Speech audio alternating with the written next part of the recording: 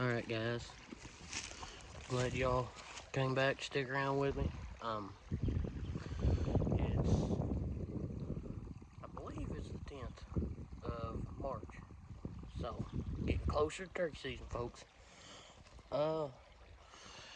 Just came down here, checked the old camera, and boy, is it looking good.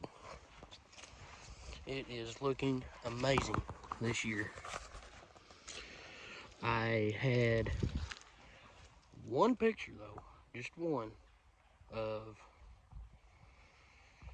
it was one hen, and it looked like to me 2 toms, but I couldn't tell. I couldn't see a beard or nothing.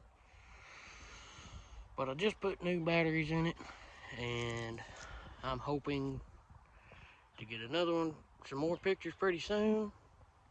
And dude, this beautiful place out here. Got nice trees, good, beautiful green grass. I thought I saw one. I'm sorry, guys. Yeah, y'all just keep riding it out with me. I know I'm slow on putting up videos. Just ride it out with me, and we'll see how things go. So let's see if we can't get on a turkey this year, guys. Wish me luck. See you next time.